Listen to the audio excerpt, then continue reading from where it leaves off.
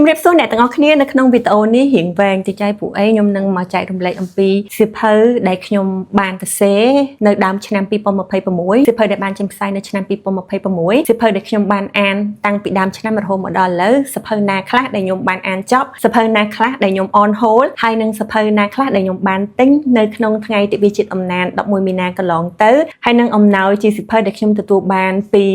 គ្រឹះស្ថានបោះពុម្ពផ្សាយអ្នកនិពន្ធក៏ដូចជាអ្នកអានផងដែរចាឥឡូវនេះដើម្បីកុំឲ្យរងចាំយូរខ្ញុំសូមនិយាយពីសៀវភៅដែលខ្ញុំបានសរសេរនៅដើមឆ្នាំ2026មែនតើទៅសរសេរនៅចុងឆ្នាំ2025ហើយបញ្ចប់នៅអំឡុងដើមឆ្នាំ2026ប្រហែលជាអ្នកខ្លះដឹងហើយនោះគឺសៀវភៅជំទាវវ័យក្មេង Valentine Edition ដែលជា back story ឬក៏ភាគ2ពោលមិនមែនជាសៀវភៅជំទាវវ័យក្មេងសាច់រឿងដដែលដោយគ្រាន់តែដូរក្របនោះទេនិយាយឲ្យងាយយល់គឺភាគ2ហើយចំពោះស្នាដៃដែលខ្ញុំបានចេញផ្សាយនៅដើមឆ្នាំ2026នេះនៅតែជាសៀវភៅជំទាវវ័យក្មេងមួយនេះហើយនឹងសៀវភៅដែលសម្រាប់អបអរទិវាជាតិអំណាចនិងពិធីបុណ្យចូលឆ្នាំខ្មែររបស់យើងគឺសៀវភៅកែវសូភួងរាំងសីអញ្ចឹងស្នាដៃដែលសរសេរនៅដើមឆ្នាំគឺសៀវភៅនេះស្នាដៃដែលចេញផ្សាយនៅដើមឆ្នាំគឺសៀវភៅទាំងពីរនេះចាឥឡូវចូលដល់សៀវភៅដែលខ្ញុំបានទិញអំឡុងពេលទិវាជាតិអំណានមែនតើខ្ញុំអត់មានកម្រងទិញច្រើនតែមុនពេលទិវាជាតិអំណានហ្នឹងគឺខ្ញុំបានកក់សៀវភៅក្នុងក្រវ៉ាយអនុស្សាវរីយ៍របស់បងសូភីណាចាប៉ាគាត់អ្នកសរសេរសៀវភៅជំរុំអនុស្សាវរីយ៍ជំរុំជនភៀសខ្លួនដោយស្រីបណ្ដូលហើយនឹងសៀវភៅមួយទៀតផ្កាសួរស្រទាប់មាសរបស់វិសុទ្ធមែនតើក្នុងលីសរបស់ខ្ញុំគឺមានតែ3ចំណងជើងនឹងទេចាប៉ុន្តែធៀបពិតស្ដីហ្នឹងអ្វីដែលទិញគឺខុសពីអ្វីដែលបានគ្រោងទុកអញ្ចឹងចង់ដឹងថាមានសៀវភៅអីខ្លះខ្ញុំនឹងបង្ហាញអ្នកទាំងអស់គ្នាសូមយកសៀវភៅនោះមួយសិនមែនតើសៀវភៅច្រើនមែនហើយសៀវភៅដែលខ្ញុំបង្ហាញនេះគឺខ្ញុំអត់ចាំថាសៀវភៅណាទិញថ្ងៃណាឬក៏សៀវភៅខ្លះតម្លៃប្រហែលទេដោយសារទិញរឿងច្រើនដែរហើយគ្រូក្បាលខ្ញុំអត់សូវចងចាំទេអញ្ចឹងខ្ញុំសូមលើកសៀវភៅនេះមុនគេគឺអរិយធម៌ខ្មែរសម័យមុនអង្គរនិងសម័យអង្គរពិស្ដាដែលសរសេរដោយបណ្ឌិតសភាចាស់ហុងជួនរ៉ុនហើយសហការបោះពុម្ពផ្សាយដោយស៊ីប៉ាមែនតើពេលទៅស្តង់របស់ក្រសួងអប់រំយុវជននិងកីឡាហ្នឹងគឺខ្ញុំទិញចំនួន4ចំណងជើងនេះហើយក៏គេថែមសៀវភៅនេះឲ្យមួយអញ្ចឹងខ្ញុំសូមហៅចំណងជើងនេះគឺទី1សៀវភៅទី2គឺខ្មែរនិងដំណើរឆ្ពោះទៅសម័យអាណាព្យាបាលបារាំងសេះជាប្រវត្តិវិទ្យាថ្នាក់ទី5មែនតើខ្ញុំចង់ទិញឲ្យក្មួយប្រុសខ្ញុំអានទេហើយក៏ចង់អានខ្លួនឯងដែរដោយសារខ្ញុំគិតថាសៀវភៅប្រវត្តិសាស្ត្រដែលគេសរសេរសម្រាប់កុមារគឺងាយអានងាយយល់ហើយត្រូវនឹងខ្ញុំដែលចង់អានបន្ថែមអំពីប្រវត្តិសាស្ត្រខ្មែរអញ្ចឹងខ្ញុំចាប់ផ្ដើមពីអ្វីដែលងាយអានជាមុនសិនហើយសៀវភៅទី3គឺខ្មែរនឹងដំណើរឆ្ពោះទៅកាន់វិបុលភាពសៀវភៅទី4ខ្មែរនឹងដំណើរឆ្ពោះទៅសម័យអង្គរដ៏រុងរឿងចាជាប្រវត្តិវិទ្យាថ្នាក់ទី4ចាហេងសុយក្មួយអត់ទាន់បានអានមុនទេមិញអានមុនសិនចាហើយនឹងសៀវភៅដែលគេថែមឲ្យហ្នឹងគឺកំណាព្យអប់រំសម្រាប់ទិវាគ្រូបង្រៀន8តុលា2019ដោយបណ្ឌិតសភាចាស់ហុងជួនណារ៉ុនឥឡូវម៉ាន4ចំណងជើងហើយណោះបើទាំងសៀវភៅថែមនេះគឺ5ចាឥឡូវចូលដល់សៀវភៅបន្តអូខេឥឡូវសូមចូលដល់សៀវភៅភ្នំក្រវាយអនុស្សាវរីយ៍ដោយលោកអ៊ុំសូសឿនដែលត្រូវជាប៉ារបស់បងសូភីណាចាតិចទៀតចាំនិយាយពីសៀវភៅហ្នឹងហើយសៀវភៅមួយទៀតទៅណាចាខ្ញុំសុំរហូតតិចសិនតិចខ្ញុំភ្លេចយកមកប្រហែលជាភ្លេចយកមកមែនអូសៀវភៅអនុស្សាវរីយ៍ជំរុំជនភៀសខ្លួនដោយស្រីបណ្ដូលមែនតើសៀវភៅហ្នឹងគឺខ្ញុំមានមួយសាយខ្ញុំទិញហើយខ្ញុំអានចប់មួយសាយប៉ុន្តែកាលពីពេលមុនពីព័ន្ធហ្នឹងខ្ញុំឃើញអ្នកអានម្នាក់គាត់អានសៀវភៅភ្នំដងរែករបស់លោកគ្រូគួចមីងលីណាអញ្ចឹងក៏ខ្ញុំណែនាំឲ្យគាត់អានសៀវភៅអនុស្សាវរីយ៍ជនភៀសខ្លួនដោយស្រីបណ្ដូលហើយគាត់ថាគាត់បានមកទិវាជាតិអំណាចទេអញ្ចឹងខ្ញុំក៏ទិញសៀវភៅហ្នឹងជូនគាត់តែម្ដងដោយសារចង់ឲ្យគាត់អានសៀវភៅហ្នឹងពួកខ្ញុំគិតថាជាស្នាដៃមួយដែលខ្មែរយើងគួរតែអានផងដែរចាឥឡូវសូមចូលដល់សៀវភៅបន្ទាប់គឺផ្កាសួរស្រទាប់មាសដោយវិសុទ្ធនេះចង់ភ្លេចឈ្មោះមែនតើខ្ញុំចាប់អារម្មណ៍សៀវភៅផ្កាសួរស្រទាប់មាសនេះតាំងពីពេលដែលវិសុទ្ធគាត់បង្ហោះក្របនៅលើ page របស់គាត់ណាហើយខ្ញុំក៏គ្រោងទិញសៀវភៅនេះនៅទិវាជាតិអំណាននិយាយទៅចំពោះស្នាដៃវិសុទ្ធនេះគឺខ្ញុំមានអត់សូវចន្លោះម៉ានទេប៉ុន្តែខ្ញុំអត់ទាន់បានអានស្នាដៃណាមួយរបស់វិសុទ្ធសោះដោយសារតែសៀវភៅគាត់រៀងក្រាស់ៗអញ្ចឹងខ្ញុំអត់ទាន់បានអានទេប៉ុន្តែឆ្នាំនេះគឺដាក់ផែនការអានស្នាដៃរបស់វិសុទ្ធឥឡូវហ្នឹងមិនដឹងថាគួរចាប់ផ្ដើមពីអ្នកស្រុកផ្សែងបាំងមូនីវ៉ាន់ឬក៏ផ្កាសួរស្រទាប់មាសចាំមើលអារម្មណ៍ខ្ញុំទៅពេលមុខសិននេះគឺជាមូលហេតុដែលខ្ញុំទិញសៀវភៅរបស់វិសុទ្ធខ្ញុំចាប់អារម្មណ៍ក្របហើយណាមួយដោយសារតែខ្ញុំមែនតើចំពោះវិសុទ្ធមួយស្នាដៃរបស់គាត់ឲ្យតែឃើញខ្ញុំចេះតែចង់ទិញហ្មងប៉ុន្តែបើសួរថាបានអាននៅគឺនៅទេអញ្ចឹងឆ្នាំនេះដាក់ផែនការអានស្នាដៃរបស់ប្អូនវិសុទ្ធចាឥឡូវស្នាដៃបន្ត Ô cứ sna đây Regini này lệ vi được bỏ ai đi nhung vậy trăng á nhung thọp lư mua ai đi hay thọp lư kinh gì ta sao cho nam phi sna đây bỏ qua bàn tay nhung ở đây chăm một quạt thì vậy đau này phun ai đi tí trong video này ca tơ cam vị thi bỏ bóng phép nắng đôi chị ai đi tới đây hai nhung ấp cha mẹ nhung vậy tới để sao nhưng mà đây có một quạt tê caramel ấy có tơ chẳng á hai nhung có lụi vị này trái kia nông trận mong tha nhung tha côn mà nè ấy có rực mét không mơ nhung hai nhung mà sao mơ một cú mơ một nhung saoដល់ពេលក្រោយមកបានសួរបុផាយនឹងមុនទៅគាត់ថាគ្នា introvert ទេគ្នាអត់សូវចេះមកចេះកទេប៉ុន្តែខ្ញុំមានអារម្មណ៍ថាពួកគាត់គួរឲ្យស្រឡាញ់អានឹងពេលក្រោយមកទៀតក្រោយនៅពេលដែលដឹងថាអូតាមពិតទៅគឺគ្នាអត់សូវចេះមកចេះកអញ្ចឹងណាសុំទោសផងដែលបងវិនិច្ឆ័យអូនផ្ដេសផ្ដាស់ហើយដូចជាអ្នកអានគាត់ណែនាំឲ្យខ្ញុំអានសភៅស្នេហាសន្តតិវង្សហើយខ្ញុំក៏ប្រាប់អាយរីថាចេះអូនហើយចាំពេលបងចាំពេលបងធុញទ្រាន់នឹងជីវិតបងអានសភៅនឹងមកនៅសាវាក្រាស់ពេកហើយមនុស្សអានសភៅមិនងាយណាឥឡូវដោយសារខ្ញុំឈឺចង្កេះហ៎អញ្ចឹងខ្ញុំភិកច្រើនគេងអានជាពិសេសបន្លំលោកគឺខ្ញុំចូលចិត្តគេងអានអញ្ចឹងការអានសភៅក្រាស់ហើយសភៅធ្ងន់ពេកវាអត់អំណោយផលដល់សុខភាពរបស់ខ្ញុំទេអញ្ចឹងណាប៉ុន្តែពេលទៅទិវាជាតិអំណាចនឹងដូចទប់ចិត្តអត់បានណាក៏បានទិញសភៅរាជិនីនៃលេវីរបស់អៃរីសចាហើយពេលហ្នឹងគឺអត់បានជួបគាត់ទេឆ្នាំនេះស្នាដៃរបស់អៃរីសមួយនេះក៏ខ្ញុំគ្រោងនឹងអានដែរព្រោះខ្ញុំចង់ដឹងស្នាដៃរបស់គាត់ហើយឆ្នាំនេះខ្ញុំដាក់គោលឲ្យខ្លួនឯងចេះខ្ញុំចង់អានស្នាដៃចម្រុះឲ្យបានច្រើនដោយសារខ្ញុំចង់រៀនសូត្រស្វែងយល់ពីស្នាដៃរបស់អ្នកនិពន្ធខ្មែរយើងដតីទៀតអញ្ចឹងណាពួកអីឧទាហរណ៍ថាបើសិនជារឿងណាយើងដឹងថាគាត់ទៅសេឲ្យខ្ញុំអាចជិះអីអញ្ចឹងលើកលែងតែថាខ្ញុំមិនដឹងចាវាអាចចៃដន្យនេះសភៅបន្តចាឥឡូវសុំចូលសភៅមួយទៀតរឿងជីវិតប្រលិតនេះរបស់បងប៊ីនរ៉ាត់មែនតើខ្ញុំអត់មានក្រងអានសភៅនេះទេប៉ុន្តែខ្ញុំបានមើល podcast របស់ប្រណីលីភីហើយនឹងធានគាត់លើកឡើងពីសភៅនេះអញ្ចឹងវាធ្វើឲ្យខ្ញុំចង់អានស្នាដៃមួយនេះការទី2ជាតិអំណាចខ្ញុំអានបានតិចដែរប៉ុន្តែដោយសារបរិយាកាសវាអត់អំណោយផលដល់ការអានចឹងខ្ញុំអានសភៅនេះអត់ចប់ទេអញ្ចឹងសភៅនេះក៏គ្រោងអានដែរប៉ុន្តែអត់ដឹងថាពេលណាទេទើបអាចអានបញ្ចប់បានចាឥឡូវសូមចូលស្នាដៃមួយទៀតអាណាចក្រសូរិយៈនេះមែនតើខ្ញុំអត់មានក្រងថាទិញទេតែនៅពេលដែលខ្ញុំទៅទិញហ្នឹងគឺដោយសារតែដំបូងឡើយខ្ញុំចាប់អារម្មណ៍រឿងរូបគនូ sticker អប្សរារបស់យ៉ាយ៉ានីកូណាចាដល់ពេលទៅទិញទៅស្រាប់តែឃើញសភៅនេះហើយខ្ញុំចាប់អារម្មណ៍រឿងសភៅមានរូបគំនូជាដែលគេហៅថា manga អញ្ចឹងដោយសារខ្ញុំអត់សូវបានអានទេសឹងថាមិនដែលអាន manga ជាភាសាខ្មែរវាអត់សូវមានផងអញ្ចឹងក៏ខ្ញុំមើលបន្តិចទៅខ្ញុំដូចជាចាប់អារម្មណ៍ហ្នឹងហើយចាប់អារម្មណ៍ហើយខ្ញុំគិតថាសភៅនេះក្មួយប្រុសខ្ញុំអានបានអញ្ចឹងក៏ខ្ញុំទិញយកមកអានទៅហើយសភៅនេះគឺខ្ញុំបានអានចប់នៅទិវាជាតិអំណាចដោយសារវាមានរូបភាពវាស្រួលអានអីអញ្ចឹងណាចាអញ្ចឹងបានអានចប់ហើយបន្តទៀតគឺខ្ញុំបានឲ្យក្មួយប្រុសរបស់ខ្ញុំអានឥឡូវហ្នឹងយកមកថតវីដេអូសិនភ្លេចប្រាប់អំណាចអាណាចក្រសូរិយាទំព័ររបស់មេរ៉ាហ្នឹងគឺអ្នកនិពន្ធឈៀងសុមាលិនហើយនិងអ្នកគូរូបគឺប្អូនសុនសុភាបញ្ញាឥឡូវសភៅបន្តទៀតខ្ញុំមិនដឹងថាដាក់មកអស់អត់ទេសភៅដែលខ្ញុំបានទិញចាសភៅបន្តទៀតគឺកូនស្រីម៉ាហ្វីប៉ុន្តែមុននឹងចូលដល់កូនស្រីម៉ាហ្វីហ្នឹងសូមបញ្ជាក់តិចសិនមែនតើខ្ញុំទៅស្តង់របស់ Cherry ដោយសារតែខ្ញុំចង់ទិញសភៅគ្រាន់តែចង់ប្រាប់ថាស្រឡាញ់ I just call to say I love you ព្រោះខ្ញុំចង់ដឹងសាច់រឿងរបស់សេនីដោយសាររឿងហ្នឹងដូចជាផ្អែកទៅលើរឿងពិសោធន៍បទពិសោធន៍ពិតរបស់សេនីអញ្ចឹងណាចាហើយដល់ពេលទៅជួប Cherry ផ្ទាល់គេអត់ឲ្យទិញទេសភៅហ្នឹងគឺគេជូនហ្មងហើយមានទាំងហត្ថលេខារបស់ Cherry មានទាំងហត្ថលេខារបស់សេនីថែមទៀតអូយហើយសភៅនេះក្របស្អាតដល់ទាំងអស់គ្នានេះក្របស្អាតហើយនិយាយពីសភៅហ្នឹងគឺចង់អរគុណ Cherry ម្ដងទៀតដែលបានជូនសភៅនេះមកកាន់បងទៀមទាទិញមិនក៏គាត់អត់ឲ្យទិញដែរគឺគាត់ជូនហើយបានសញ្ញារបស់សេនីទៀតអរគុណដល់អលីហើយនឹងវិមានដែលខំទៅជួយយកសញ្ញាឲ្យដោយសារពេលហ្នឹងបងនៅ stock អញ្ចឹងមានសញ្ញាអ្នកនិពន្ធ Cherry ផងហើយនឹងរបស់សេនីផងហើយដល់ពេលសភៅហ្នឹងដល់ពេលដែលគេជូនឲ្យខ្ញុំវាមានអារម្មណ៍ថាដូចមិនដឹងព្រោះខ្ញុំទៅក្រងទិញទេប៉ុន្តែអ្នកនិពន្ធគាត់ជូនអញ្ចឹងទៅខ្ញុំទិញសភៅកូនស្រី Mafia នេះរបស់ Cherry ដោយសារ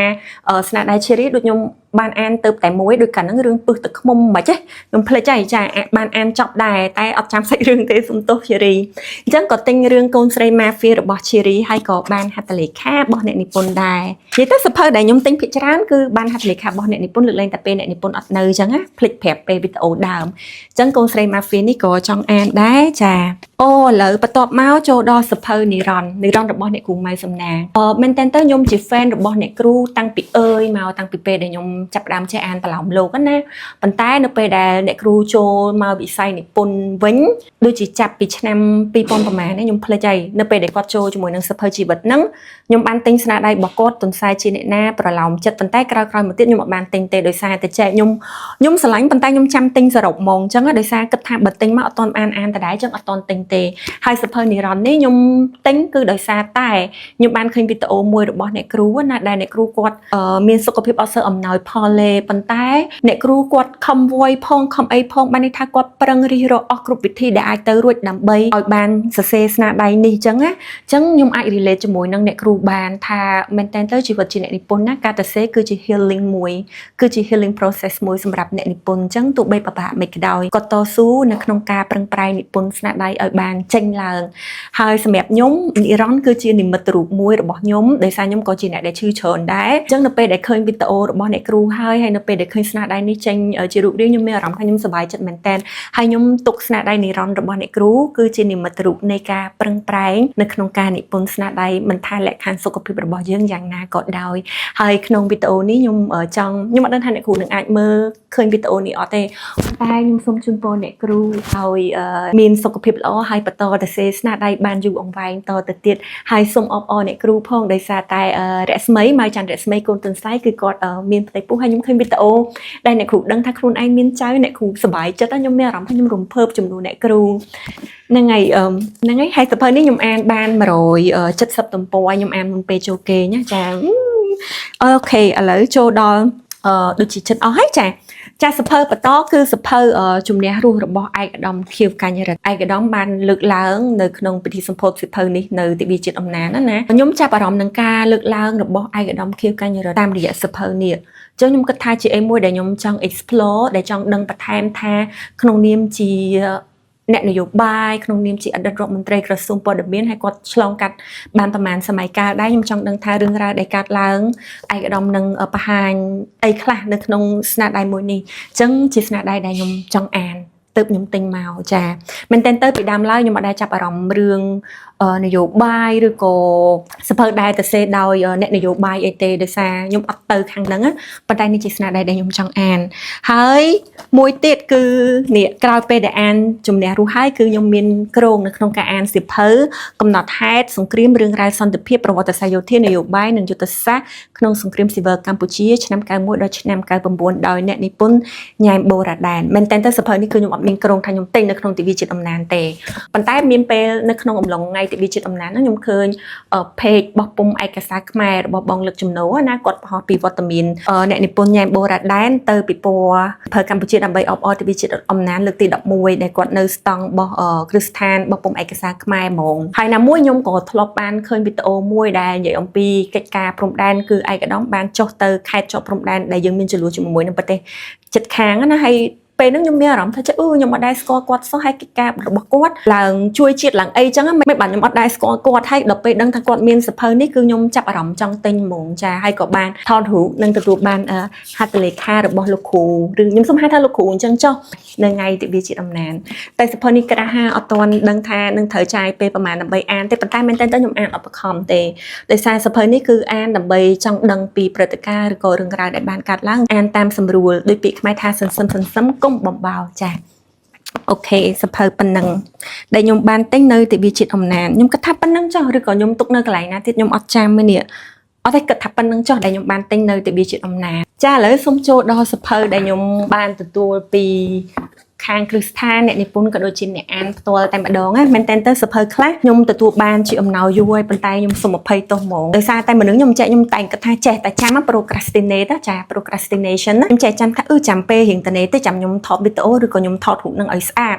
ดับใบปะออกุนเกจังให้เดี๋ยวไปใจแต่จำแต่ก็เพลงจังฉีดขนมเอากานี่ก็ยมสมเลือกยกสเปอร์แต่ออกนั่งมาวินจังนะจ้าจังสเปอร์ได้ยมตัวบานและขณะจิอำนาจในขนมการพิธี តិវិជាតិអំណានហ្នឹងគឺពីខាងគ្រឹះស្ថានច័ន្ទហើយនិងខាងអំណោយអក្សរាដោយសភៅមិនដែលខ្ញុំបានបង្ហាញទាំងអស់គ្នាអញ្ចឹងណាអញ្ចឹងពីអំណោយអក្សរាខ្ញុំទទួលបានសភៅគ្រាន់តែចង់ប្រាប់ថា I love you ពីខាងអូនជារីចាហើយបន្ទាប់មកពីខាងច័ន្ទអញ្ចឹងខ្ញុំសុំមើលតិចថាមានសភៅអីគេខ្លះមានសភៅសន្យា7ថ្ងៃ The Last ស្នេហាដំបង Tulip ពណ៌ខ្មៅអូហើយមួយទៀតគឺ Tulip ពណ៌សចាហើយឆ្លៀតក្នុងឱកាសហ្នឹងចង់ប្រាប់ដែរមែនតើខ្ញុំបានអំណោយសភៅនេះសង្សារ7ថ្ងៃពីខាងអូននីសាដែរប៉ុន្តែនីសាចាគាត់អ្នកនិពន្ធផ្ទាល់ហ្មងណាកាលហ្នឹងដូចជាគាត់មកកម្មវិធីជជែកអំពីតួអង្គនៅក្នុងរឿងស្នេហ៍អភិហារតីហើយក៏ចេះថាចាំមើលថតវីដេអូផ្ញើអូនឬក៏ផុសដើម្បីអរគុណអូនប៉ុន្តែចេះតែចាំរហូតឥឡូវហ្នឹងគឺបានជាមួយគ្នានឹងច័ន្ទដែរអញ្ចឹងសូមអរគុណច័ន្ទផងដែរដែលបានផ្ដល់អំណោយជាសភៅនេះដល់បងហើយស្នាដៃខាងច័ន្ទមែនតើខ្ញុំអត់ទាន់បានអានតតែសោះអញ្ចឹងខ្ញុំគិតថាមានច្រើនក្បាលដែរហើយឆ្នាំនេះត្រូវជាមួយនឹងគោលរបស់ខ្ញុំចង់អានសភៅថ្មីផងអញ្ចឹង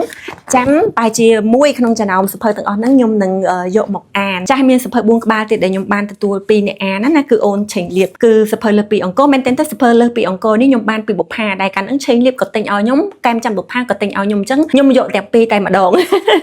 មួយទុកនៅផ្ទះមួយទៀតទុកនៅ office អញ្ចឹងបានន័យថាគឺអ្នកទាំងពីរដែលទិញឲ្យបងហ្នឹងគឺមិនស្ដាយក្រោយនោះទេដោយសារបងនឹងអានទាំងពីរតែម្ដងហើយសភៅមួយទៀតដែលខ្ញុំបានពីឆេងលៀបសភៅនេះដូចជាធ្លាប់ធ្វើវីដេអូថាចង់បង្ហោះអរគុណដែរប៉ុន្តែដូចវីដេអូហ្នឹងប្រត់ប្រាស់ទៅណាដូចខ្ញុំភ្លេចច្រើនណាស់ទាំងអស់គ្នាខ្ញុំខ្លាចដៃខ្លួនឯងហ្មងអញ្ចឹងនេះសភៅដែលខ្ញុំបានទទួលពីឆេងលៀបតែសភៅរបស់ Sherlock អូសុំទោសខ្ញុំសុំមើលបន្តិចដំណើរផ្សងព្រេង3របស់ Sherlock Holmes Arthur Conan Doyle ចាសភៅហ្នឹងគឺបោះខាងអវតារ3ចំណងជើងហ្មងខ្ញុំអត់ដែលអានទេស្នាដៃ3នេះហើយក៏ខ្ញុំអត់សូវអានរឿងបែបស៊ើបអង្កេតឬក៏រឿងអីដែរនិយាយទៅខ្ញុំអត់ទៅខាងហ្នឹងទេអញ្ចឹងប៉ុន្តែមិនមែនថាខ្ញុំអត់អានទេខ្ញុំអាចអានបានគ្រាន់តែថាចូលចិត្តមនោសញ្ចេតនាស្នេហាអីជាងអញ្ចឹងណាហើយសូមអរគុណឆេងលៀបដែលបានជូនសភៅនេះមកកាន់បងហើយហ្នឹងហើយជំរឿហៅពេលអានអូយគិតថាពេលអាននេះឡើងមកកណោនេះចានេះគឺសភៅពីអ្នកអានដែលគាត់ជូនខ្ញុំយូរហើយណាទាំងអស់គ្នាប៉ុន្តែខ្ញុំអត់ដែលមានឱកាសធ្វើវីដេអូឬក៏បង្ហោះអរគុណគាត់សោះសុំទោសអូនកុំប្រកាន់បងចាឥឡូវសូមចូលដល់សភៅដែលខ្ញុំបានអានចប់តាំងពីដើមខែមករាក្នុងឆ្នាំ2026រហូតដល់ពេលដែលខ្ញុំធ្វើវីដេអូហ្នឹងណាអញ្ចឹងខ្ញុំសូមនិយាយពីសភៅដែលខ្ញុំបានអានចប់ខ្ញុំអត់និយាយអីច្រើនទេគ្រាន់ខ្ញុំបង្ហាញថាខ្ញុំអានចប់សភៅអីខ្លះអញ្ចឹងណាចាគឺខ្ញុំអានចប់សភៅអតីតកាលដែលគ្មានខ្ញុំរបស់ម៉ូលីណាពីខាងឆ្លាញ់សភៅសភៅតួអង្គក្នុងដួងចិត្តចាពីអូនស៊ីវលីទិញការទិវាជាតិអំណានណាខ្ញុំអត់ដឹងថាមុនហ្នឹងខ្ញុំនិយាយបញ្ជាក់ថាខ្ញុំទិញសភៅនឹងឬក៏អត់ប្រហែលជាអត់ទៅដឹងដោយសារនេះមិនមែនទៅមិញហ្នឹងខ្ញុំរៀបចំសម្រាប់ជាប្រភេទសភៅដែលខ្ញុំបានទិញបានអានកំពុងអាននិង on hold អញ្ចឹងប្រហែលជាអត់បាននិយាយអញ្ចឹងចង់បញ្ជាក់ថាសភៅនេះខ្ញុំទិញទិវាជាតិអំណានហើយស្នាដៃរបស់ស៊ីវលីនេះគឺជាស្នាដៃទី1ដែលខ្ញុំបានអានហើយពេលទិញហ្នឹងគឺបាន dash jacket នេះទៀតចាអូខេព្រោះជនទី3ជា superstar អានហើយចប់ហើយប៉ុន្តែអានអត់ detail ទេដោយសារតែចង់ដឹងសាច់រឿងពេកអញ្ចឹងបខំអានឲ្យចប់ដោយការអានតែឈុតសន្ទនាហើយនឹងកន្លែងសំខាន់ដែលធ្វើឲ្យខ្ញុំអាចដឹងសាច់រឿងអញ្ចឹងណាចាមែនតើទៅ style អានសភៅរឿងនេះគឺជា style អានសភៅដែលខ្ញុំអានសភៅណាដែលខ្ញុំអត់ជក់ប៉ុន្តែខ្ញុំចង់ចប់តែរឿងនេះខ្ញុំប្រើ style អានដដែលហ្នឹងដោយសារតែខ្ញុំចង់ដឹងសាច់រឿងលឿនអាណាចក្រសូរិយៈមិញហ្នឹងដែលខ្ញុំប្រាប់ឲ្យតែខ្ញុំបានអានចប់នៅទិវាជាតិអំណានហើយបំណាច់ចិត្តស្នេហ៍របស់ខាងយមរាជស្នាដៃទី1របស់គាត់ដែលខ្ញុំបានអាននេះសភៅ GL អូបរោះឈុតសធ្លាប់អានម្ដងហើយប៉ុន្តែបរាជ័យអានអត់ចប់ទេប៉ុន្តែបានយកមកអានឡើងវិញសភៅរបស់រស្មីកូនទុនសាហើយបន្ទប់វិប្រតិការរបស់រ៉ូសាចាស់បានអានដែរនៅក្នុងឆ្នាំនេះដើមឆ្នាំ2026អានចប់ហើយសភៅកងទ័ពត្រងោលរបស់លោកតាជិតខៃដែលបោះពុំដោយអវតារគឺខ្ញុំបានអានដោយសារតែមែនតើខ្ញុំបានចុះឈ្មោះប្រកួតអានណាដោយសារតែទី1ខ្ញុំចង់ចូលរួមប្រកួតអានហើយទី2គឺដោយសារតែខ្ញុំចង់យកលេសហ្នឹងដើម្បីខ្ញុំអានសភៅនេះឲ្យចប់ហើយខ្ញុំក៏ជ្រើសយកសភៅហ្នឹងដើម្បីទៅប្រឡងអានប្រឡងអានប្រហែលជាគេប្រើថាប្រឡងអាន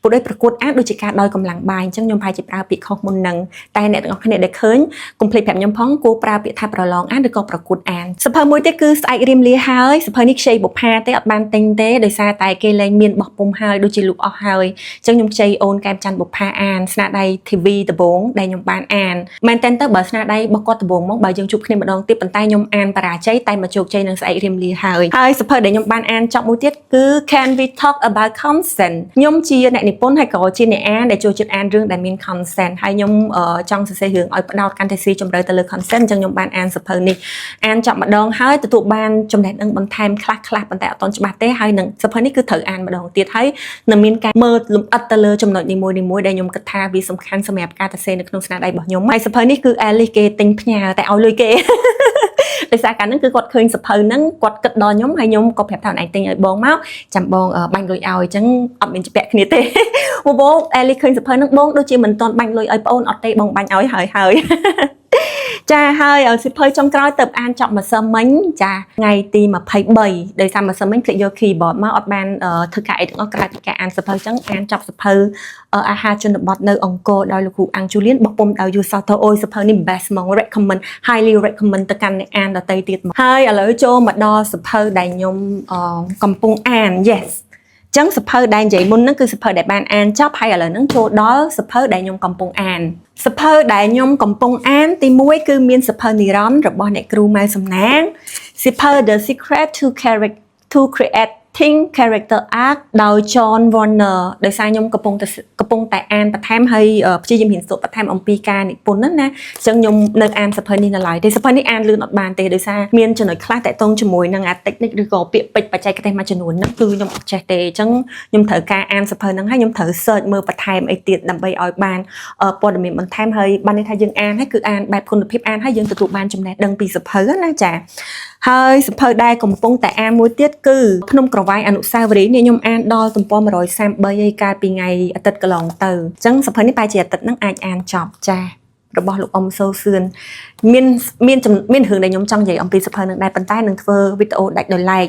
មួយទៀតហើយអាហារជនបទនៅអង្គរហ្នឹងក៏ចង់ធ្វើវីដេអូដាច់ដោយឡែកដែរចាំមើលចាំតាមដានទាំងអស់គ្នាថាអីបានខ្ញុំចង់ធ្វើវីដេអូដាច់ដោយឡែកពីសៀវភៅទាំងអស់ហ្នឹងចា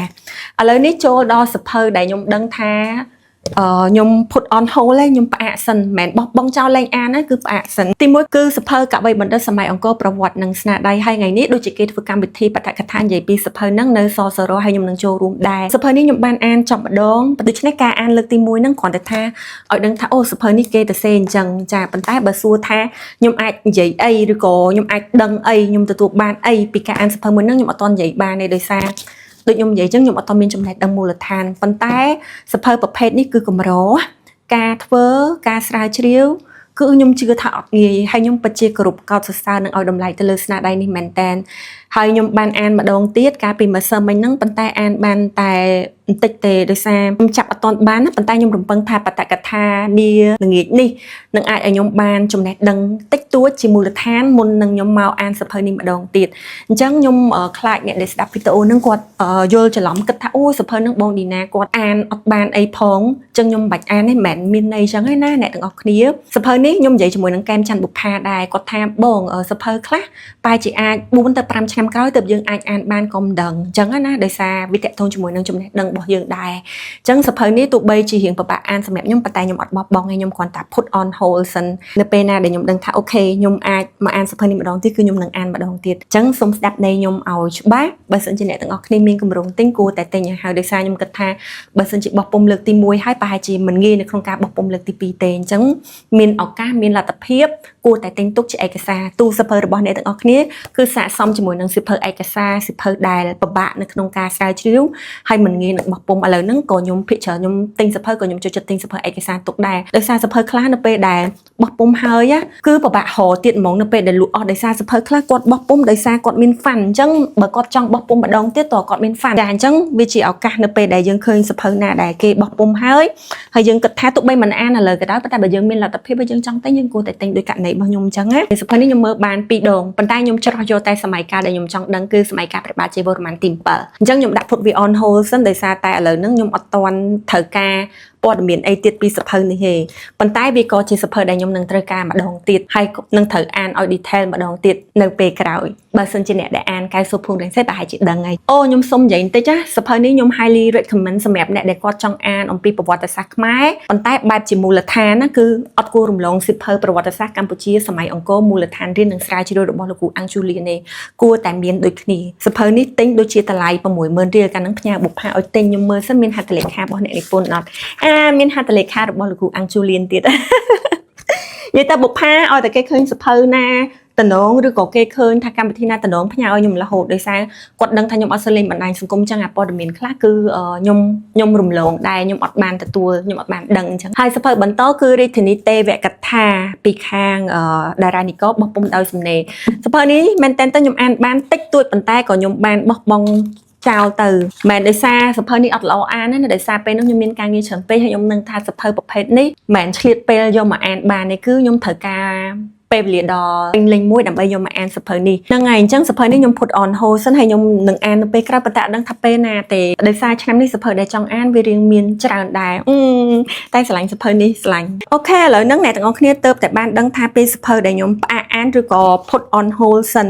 ហើយវីដេអូហ្នឹងក៏ប្រហែលជាឈានដល់ទីបញ្ចប់ដែរដូចជាអត់ដឹងថាត្រូវនិយាយអីទៀតទេប៉ុន្តែឃើញស្ថានភាពសភៅច្រើនពេកត្រូវរើទៅក្នុងវិញវាធ្ងន់ណាចាអញ្ចឹងសម្រាប់ខ្ញុំផ្ទាល់ខ្ញុំចង់ជំរាបអ្នកអានថាចាសភៅយើងបាច់បខំទិញក៏បានដែរតែខ្ញុំទិញហើយមុននឹងបញ្ចប់វីដេអូនេះខ្ញុំចង់សួរអ្នកដែលកំពុងតែទស្សនាវីដេអូនេះដែរថាតែទាំងអស់គ្នាធ្លាប់មានអារម្មណ៍ថាអូយឃើញសភៅច្រើនពេកទិញមករហូតដែរអានមានអារម្មណ៍ថាមានសម្ពាធអត់ហើយមានអារម្មណ៍ថាដូចអត់គប្បីនឹងខ្លួនឯងអត់ខ្ញុំកំពុងតែមានអារម្មណ៍ទាំងអស់ហ្នឹងអញ្ចឹងមួយផ្នែកពីការអានដើម្បីកំសាន្តដើម្បីចំណេះដឹងក៏ខ្ញុំដើម្បី clear អាសម្ពាធហ្នឹង clear អា guilty ហ្នឹងពីចិត្តរបស់ខ្លួនឯងដែរហើយណាមួយខ្ញុំមានអារម្មណ៍ថាខ្ញុំប្រកែនៅពេលដែលខ្ញុំអាចអានសភៅដែលខ្ញុំបានទិញមកតាំងពីណាពីណីមកខ្ញុំអាចបញ្ចប់វាបានខ្លះអញ្ចឹងមានអារម្មណ៍ថាធូរស្រាលឲ្យខ្លួនឯងប្រកែហើយណាមួយទៀតសម្រាប់ខ្ញុំយើងជួបរឿងច្រើនទាំងរឿងសុខភាពការងារជីវិតអីអញ្ចឹងណាហើយនៅពេលដែលខ្ញុំបានអានខ្ញុំមានអារម្មណ៍ថាខ្ញុំស្ងប់ច្រើនហើយខ្ញុំសប្បាយចិត្តអញ្ចឹងវាជាផ្នែកមួយដែលជួយទៅដល់ mental health របស់ខ្ញុំដែរដូច្នេះហើយបានអ្នកទាំងអស់គ្នាឃើញខ្ញុំបានអានសភៅច្រើនឃើញខ្ញុំបានទិញសភៅច្រើនហើយខ្ញុំដឹងថាអ្នកខ្លះគិតថាបងឯងមានលុយទៅទិញបានមែនទេទាំងអស់គ្នាសភៅដែលខ្ញុំទិញឥឡូវខ្ញុំលើកឧទាហរណ៍ជាក់ស្ដែងឲ្យមើលមួយអូយទៅណាចេះសភៅអាហារជនបទនៅអង្គរខ្ញុំមិនសមលុយកន្លះឆ្នាំបានខ្ញុំមានលុយទៅទិញសភៅនឹងទិញបានសភៅនេះមួយហើយនឹងសភៅដែលនិយាយអំពីផ្ទះខ្មែរសភៅផ្ទះខ្មែរហ្នឹងហើយដោយលោកគ្រូហុកសុកុលចាឬក៏ហុកសកលខ្ញុំសុំទោសខ្ញុំអត់ចាំឈ្មោះគាត់ទេណាដូចជា20,000រៀលអញ្ចឹងវាអស់30,000ហើយខ្ញុំសល់30,000ទៀតសម្រាប់ទិញសភៅប្រឡោមលោកឬក៏ឯកសារផ្សេងទៀតអញ្ចឹងខ្ញុំចង់បញ្ជាក់ប្រាប់អ្នកអានថាចាទោះបីខ្ញុំដល់វ័យធ្វើការហើយប៉ុន្តែខ្ញុំអត់អាចចេះតែទិញរបស់ដែលខ្ញុំស្រឡាញ់បានព្រោះឬក៏ភ្លាមទេពួកឯចំណូលខ្ញុំក៏មានកម្រិតហើយខ្ញុំក៏មិនមែនជាអ្នកដែលមានធនធានឬក៏កូនអ្នកមានដែរហើយខ្ញុំមានបន្ទុកគ្រួសារទៀតអញ្ចឹងរៀងរាល់របស់ដែលខ្ញុំចង់បានខ្ញុំត្រូវដឹងពីតម្លៃមុនជាក់ស្ដែងសភៅគឺខ្ញុំត្រូវដឹងថាខ្ញុំចង់ទិញសភៅណាខ្លះហើយសភៅនឹងមានតម្លៃប្រមាណខ្លះដើម្បីខ្ញុំអាចសន្សំលុយទិញបានអញ្ចឹងខ្ញុំអត់ខុសពីអ្នកអានមួយចំនួនទៀតដែលស្រឡាញ់សភៅព្យាយាមសន្សំលុយដើម្បីទិញសភៅហើយខ្ញុំអត់ដែលស្ដាយទេសម្រាប់ការចាយលុយទៅលើសភៅដោយសារអីទី1ខ្ញុំស្រឡាញ់ទី2ខ្ញុំគិតថាចេះបើខ្ញុំអត់ចាយលើសភៅខ្ញុំក៏តំណងជាចាយលុយទៅជាក់ស្ដែងដោយការញ៉ាំហើយខ្ញុំគិតថាខ្ញុំតែញ៉ាំច្រើនពេកគឺវាប៉ះពាល់ដល់សុខភាពខ្ញុំដោយសារអីតែកាលណាខ្ញុំចាយទៅលើការញ៉ាំខ្ញុំភាគច្រើនខ្ញុំអត់ញ៉ាំរបស់បើញ៉ាំពេលល្ងាចមកខ្ញុំអត់សូវញ៉ាំរបស់បែបសុខភាពទេអានឹងខ្ញុំទទួលស្គាល់អញ្ចឹងខ្ញុំគិតថាបើសិនជាខ្ញុំគង់តែចាយទៅលើការញ៉ាំឥតប្រយោជន៍ដដែលប៉ុន្តែខ្ញុំមិនមែននិយាយថាយើងញ៉ាំអីដែលយើងចង់ញ៉ាំវាជារឿងអត់ប្រយោជន៍ទេមិនមែនទេប៉ុន្តែនេះក្នុងករណីខ្ញុំលក្ខខណ្ឌសុខភាពរបស់ខ្ញុំអត់អាចញ៉ាំបានទៅតាមដែលចិត្តខ្ញុំចង់បានទេអញ្ចឹងខ្ញុំគិតថាបើខ្ញុំចាយលើការញ៉ាំអីឬក៏អីផ្សេងវាគង់តែអស់ហើយវាបានតែមួយផ្លែតដដែលអញ្ចឹងខ្ញុំស៊ូចាយមកលើសភៅវិញអស់លុយទិញសភៅមែនប៉ុន្តែខ្ញុំបានសភៅដែលខ្ញុំស្រឡាញ់មកជារបស់ខ្ញុំទូសភៅខ្ញុំមានគ្នាមានមិត្តភ័ក្តិអញ្ចឹងវាសប្បាយចិត្ត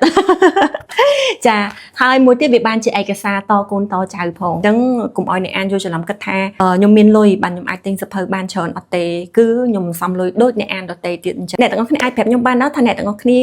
តាំងពីដើមឆ្នាំ2026រហូតដល់ពេលដែលអ្នកទាំងអស់គ្នាឃើញវីដេអូហ្នឹងណាអ្នកទាំងអស់គ្នាអានសភៅបានប្រហែលក្បាលទិញសភៅអីបានខ្លះហើយសភៅណាខ្លះដែលអ្នកទាំងអស់គ្នាផ្អាកអត់អានសិនដោយសារមូលហេតុអីដែរកុំភ្លេចប្រាប់ខ្ញុំឲ្យដឹងនៅ comment ខាងក្រោមវីដេអូនេះផងណាអរគុណច្រើនទាំងអស់គ្នាជម្រាបលាបាយបាយ